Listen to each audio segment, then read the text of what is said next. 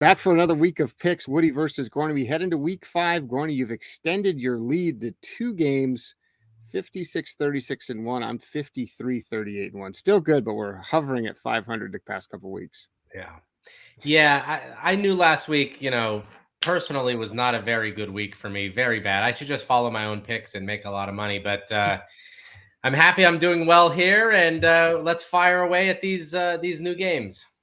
All right, let's jump into it. Kentucky going to Ole Miss, a big-time SEC showdown. Two teams that rarely play each other as well. And Ole Miss, a 7-point home favorite. Yeah, this opened at 1.5, which was interesting because I think Ole Miss is one of those teams that Vegas still hasn't figured out yet. Lane was complaining a little bit this week that people are out in the Grove getting drunk before the games and not coming in early enough, but I don't care. I'm going to take Ole Miss here. I think that offense can be potent. I think the defense is better than they're getting a lot of respect for. 7 is a lot of points because Kentucky can kind of manage the ball and do kind of what it wants to do. But at home, I think the crowd is going to be fired up. I think Ole Miss is a better team than Florida. I'm going to take Ole Miss -7. This was kind of interesting. Both of these teams, last week kind of looked flat against inferior opponents, probably a little bit of a look ahead situation. I'm going to go with Kentucky. 7 points is a lot. I haven't been thrilled with the way they've looked. They got a lot of young playmakers, young receivers, and this may be a tough environment. But Ole Miss doesn't have the same offense it had last year either. A lot of changes. Of course, new offensive coordinator, new quarterback, new weapons. So I like this one to be a close one that comes down to the wire. And if you're going to give me a touchdown, I'm going to go ahead and take it. So I'll take Kentucky. Next up, big time matchup, NC State at Clemson, college game day. Clemson, a little bit more of a favorite than I thought, almost a touchdown, Gorney. Yeah, this is one of those positions where Clemson can kind of come out and lay an egg like they have at times at home against weird opponents. I know you're not a big NC State fan. I'm going to take the Wolfpack here, and I might regret this because I think Clemson might come out and really put the hammer down. I just do not trust that offense. I know DJ had a great game last week. Wake Forest's defense is not very good. It took them to overtime. I think it's closer than it might be at 6.5. So I'm going to take NC State in this game, although I honestly might regret it later on.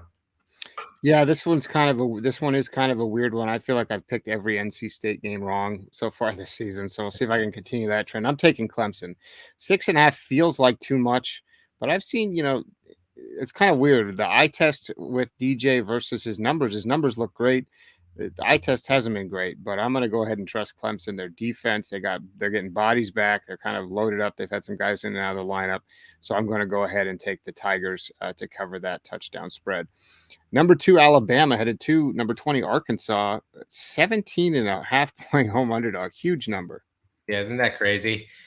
I just don't know if Alabama can, Arkansas can score points when needed. I think they're reeling after that missed field goal to beat Texas A&M. They got beat up a little bit in that game. The numbers point to Arkansas in this game, but I'm going to take Alabama. I think they're going to go in, win pretty handily, maybe 41-21, something like that. Probably right around the number, so I don't love betting this game, but I'm going to take Alabama here just because I think Arkansas has had a nice start to the season, loses to Texas A&M at the buzzer, and now Alabama, I think, is going to come in looking for a big win. Yeah, it feels high, but I kind of liked Arkansas last week. Obviously, a heartbreaking loss. My concern with Alabama, the receivers still inconsistent catching the ball. We got a lot of track stars, a lot of freaks out there, but you guys got to catch the ball. You got to run routes. You got to get open. So that's one concern. Second concern, the running game. It still hasn't been as impressive as I thought. I think we thought, the Jahmyr Gibbs era off to a little bit slower start. But guess what? I'm not going to pick against Alabama. No. All that said, give me the Tide and give me the Tide first half, of course. 17.5, just sitting there for you at like a 10 or 11. So I will take that one. Next up, Oklahoma State going to Baylor. Interesting matchup. Baylor, a 2-point home favorite. Yeah, and Baylor was very good last week against Iowa State. I just don't know how good Iowa State is. I'm still going to take Baylor. I think Oklahoma State's a very good football team. I think this is going to be a very close game, probably low scoring, just the way Mike Gundy is probably going to want to handle it. In his later years, he's gone away from trying to score points and trying to manage clock and slowing things down. I'm going to still take Baylor here. I'm not crazy about this pick. I wouldn't personally bet this game, but I'll take Baylor at home -2. Just basically just have to win the game. Yeah, Baylor's been doing well for me, at least the past few weeks with some right picks. So I'm going to ride with the Bears. Home game is big here. I think the defense can fare well for some issues for Spencer Sanders, who we know is definitely not on my favorite players to bet on lists over the years. So yeah, I will take Baylor to cover. That should be a fun game to watch. So I'll be locked in on that one. Wake Forest going to Florida State. Florida State ranked and favored by a touchdown at home, Gorney.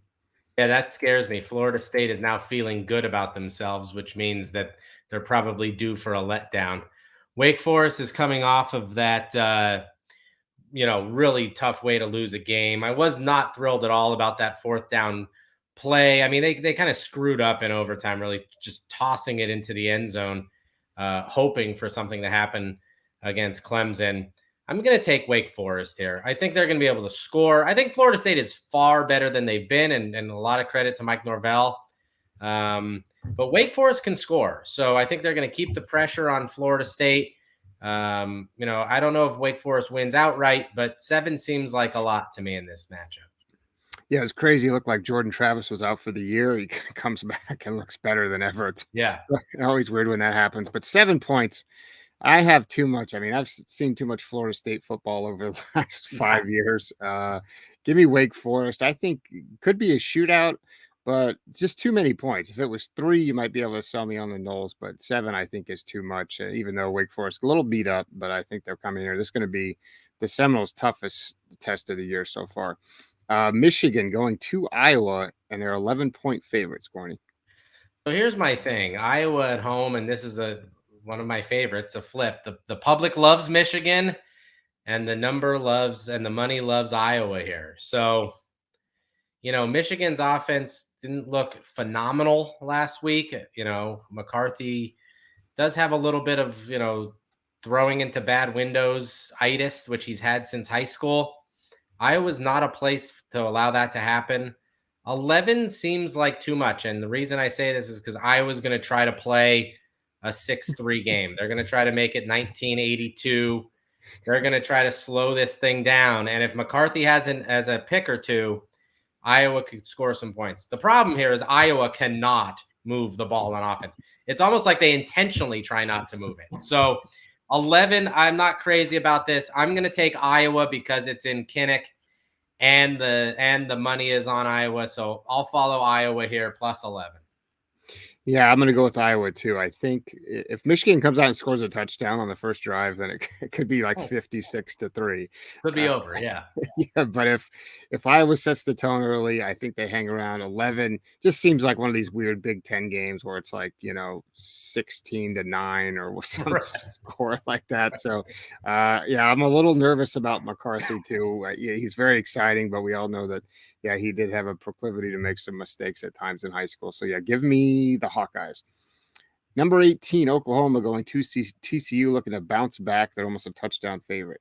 Yeah, this is a weird one because early on, TCU was getting a lot of the money. The trends point to TCU here, but I don't buy it. I feel bad for TCU in this. I think Oklahoma kind of overlooked Kansas State. Kansas State always gives Oklahoma trouble in Norman. They did again last weekend.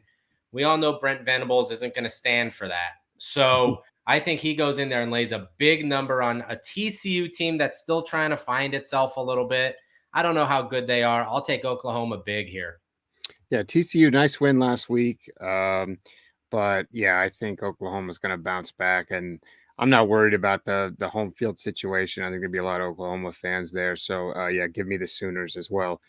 Moving on, Purdue at Minnesota. Minnesota, all of a sudden, 12.5-point favorites at home. Yeah, that is a big number. Michigan State seems to be just falling out of bed here. I don't know what's going on there. Their offense is a complete mess and disaster, and Minnesota really took advantage of it last week. And And this is a situation where I think Minnesota is starting to feel really, really good about themselves, and Purdue doesn't. And that's where Purdue comes in and keeps it close. 87% of the public on Minnesota, the Gophers. That's far too much confidence. I'll take Purdue here plus 12.5. So I initially wrote down Purdue. I changed it to Minnesota because I don't know if Purdue's quarterback is going to play. So that for me is enough. Of course, the backup now is at Cal. We've seen them rotate through a few, but guess what? I'm going to get PJ Fleck did an interview on Rivals this week, and how can I how can I Go not Minnesota? yeah, exactly. Row the boat if he's still doing that shtick. Next up, Texas Tech going to Kansas State. Kansas State ranked after its win last week, and now they're an 8-point favorite. Yeah, so this is an interesting one because both are coming off big wins. Texas Tech beats Texas. Kansas State goes to Oklahoma and wins.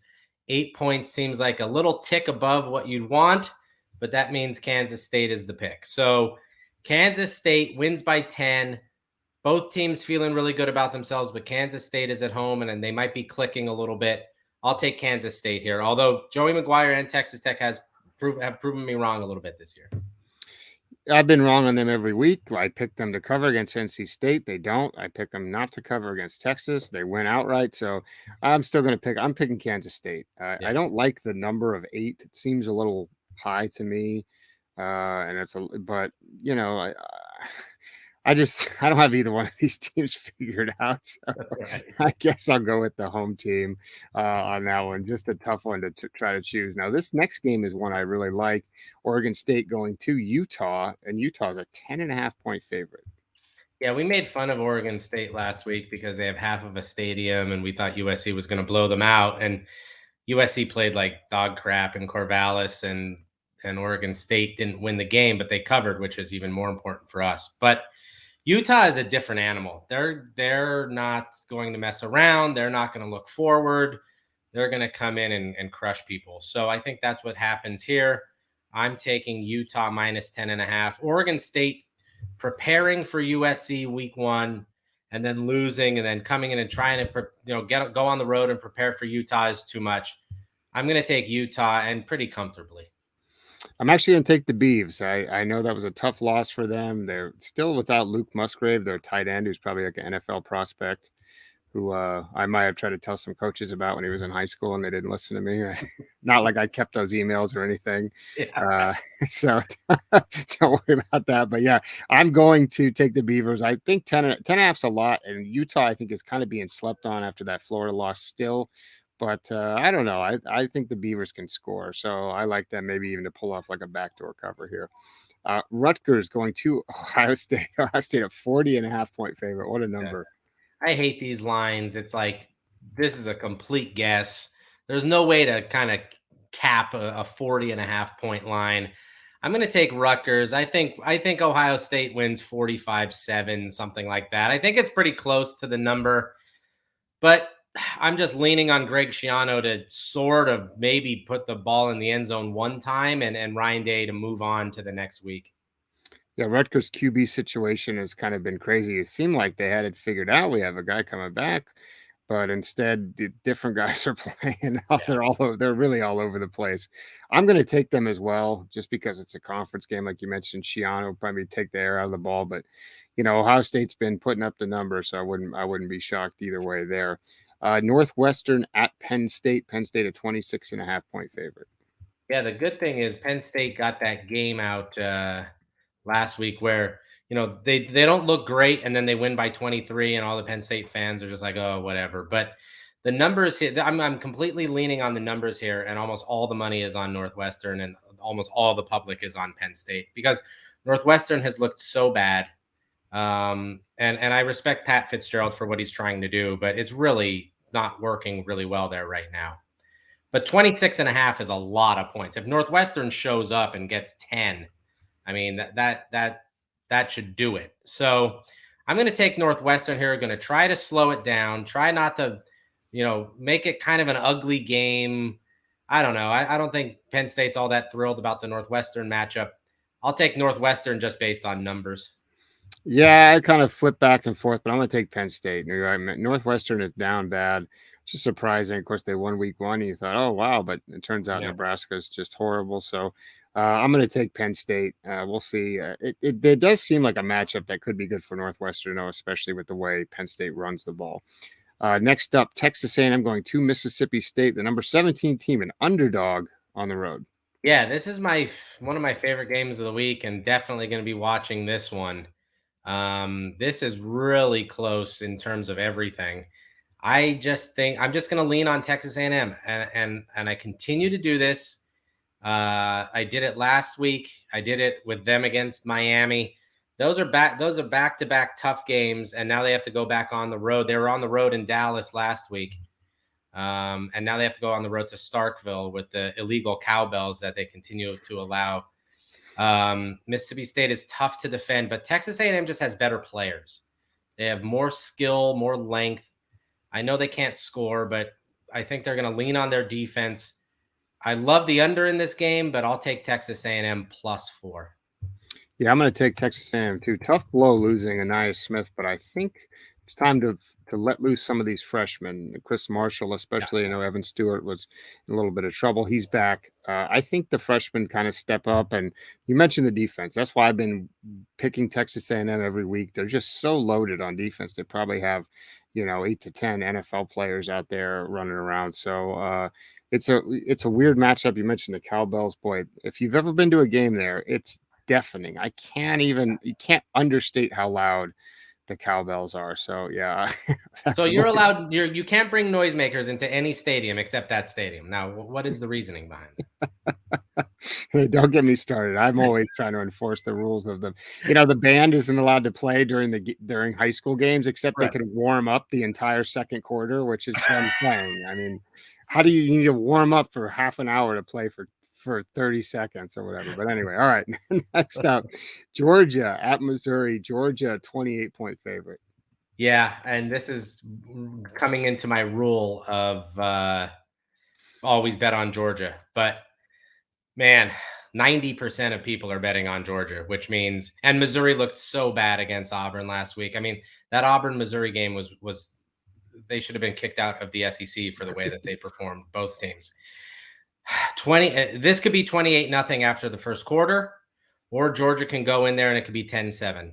So, based on only the public loading up on Georgia in every single way, and this number, really not moving. I mean, 1.5 still under 4 touchdowns as for a push. I'm going to take Missouri. I don't know why, but I'm going to take Missouri. Well, it's weird because for some reason, whenever Georgia plays at Missouri, I feel like it's an odd game. I don't know if it's like that camera angle, that Yeah, that stadium. low angle. Yeah. Right. It always is weird. And I know I've picked against the dogs there before. We said last week, we're not picking against them ever again. And then they immediately don't cover against Kent State. So I'm sticking with Georgia, but I think Missouri needs to let Tyler Macon loose there at quarterback and stop messing around with Brady Cook. I'm not sure what's going on, what the reasoning is there, but play Tyler Macon. That's what I'm going to say, but I'm still going to take the dogs. Georgia Tech going to Pittsburgh, Pitt a 22-point favorite. Yeah, this is a tough spot for Georgia Tech. And even though, the bets are split 50-50 and the money's going to Georgia Tech, I'm going to take Pittsburgh. Georgia Tech is coming off a coaching dump. The team is not very good.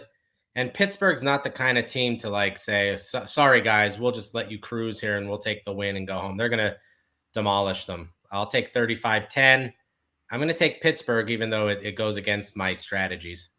Yeah, I'm taking Pitt as well. I mean, this isn't the NBA, we're not getting a new coach bump in a lot of these games. We've seen it. Arizona State and Nebraska both didn't even come close to covering after they fired the coach. So, yeah, I'm going to go with Pitt as well. I like them to win bigly there at home. Arizona State at USC, 25.5-point favorites. Yeah, here's another situation where USC played poorly last week. They're coming into a situation where they have an interim coach for the second week. Now, a lot of Arizona State's team are kind of USC rejects, guys that USC didn't want or didn't feel like were good enough, and we're probably wrong on a lot of those guys. 25.5 is a lot. but I could see this getting out of control, especially after the way USC played last weekend at Oregon State. Unless Oregon State figured something out about Lincoln Riley's offense, which I don't think was the case. I think USC's receivers just overwhelm these guys, and I could see a 52-17 kind of game. Yeah, I'm dying to fade USC, but this is not the week to do it. I'm going to take them to cover here and keep rolling along. I mean, this is, they got a good thing going. They escaped Corvallis, never have to go there again. So I'm sure they're happy about that one. Stanford at Oregon. This game will be kicking off about 3 a.m. Eastern time. A classic Pac-12 to put one of their best teams on it at the late window. Oregon 17-point home favorites. This is another one where the entire public is on Oregon, but I'm actually going to follow them this time. I don't know what's going on at Stanford.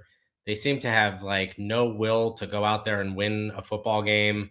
They played terribly against Washington last week. Opportunities left and right weren't capitalized on. Oregon, survives at Washington State and now has to prepare for Stanford. This game is always very weird in Eugene, but that was when Stanford had really good football teams. I don't think they do right now.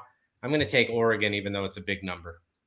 Yeah, Oregon, they had to come back and win that game in crazy fashion, but honestly, they outplayed Washington State for the better part of the game. And it's really interesting to me, or they're doing these big, heavy packages where they bring in Josh Connerly and put him at tight end. And I think Stanford's going to get a little dose of their own medicine here. What they used to come play Oregon and run them over with 10 linemen. I think Oregon's going to do a little bit of that. They don't even need to throw the ball.